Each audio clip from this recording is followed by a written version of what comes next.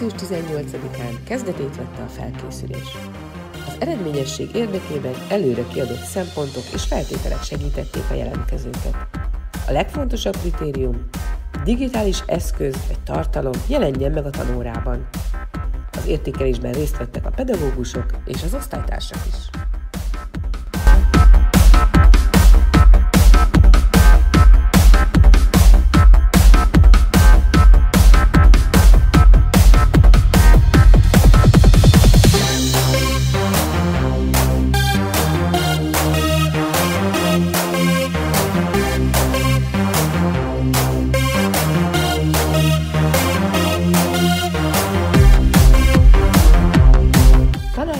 Nem csak az osztályteremben, hanem a tornateremben is helyt álltak a negyedikesek.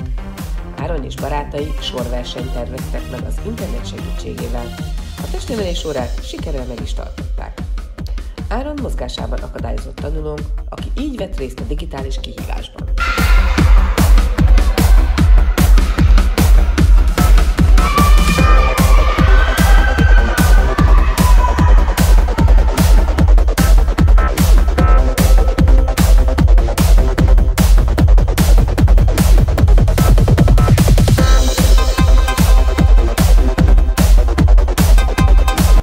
A játékos tanulást támogató programok nagyon népszerűek voltak az 5-es jelentkezőknél. A Kahoot és a WordWall szinte minden órán megjelent. Örömmel vettek részt így a tanulásban az osztálytársak is.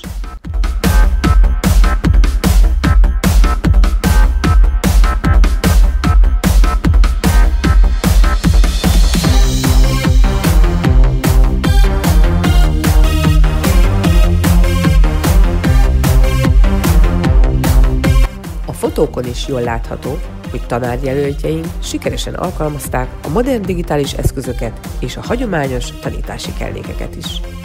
A táblára felkerültek a vázlatok, így a füzetbe is volt idő leírni azokat.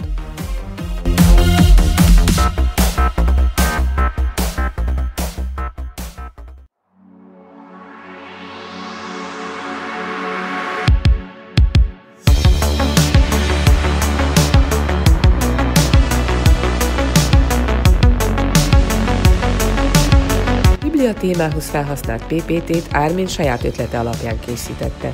A tanórán figyelt arra is, hogy megmozgassa osztálytársait. Játékos feladataiért magas pontszámot kapott, még úgy is, hogy bizony házi feladatot is adott. WordArt programmal kellett képet készíteni az otthon elolvasott szöveg legfontosabb szavaiból.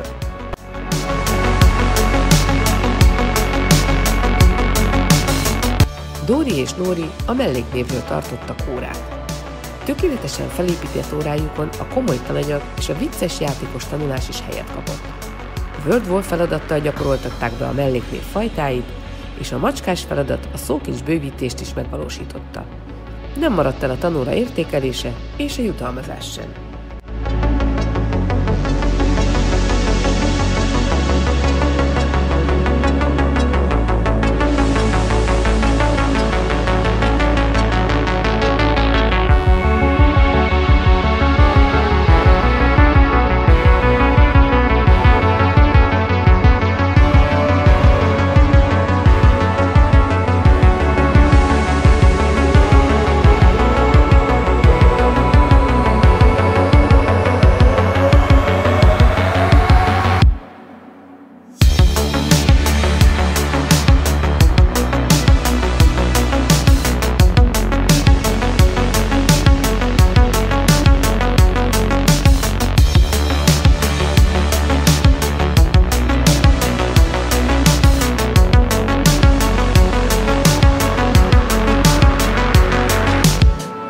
A digitális témahéten vállalt tanórákon szinte mindenhol hangsúlyosan megjelent az egymás segítése.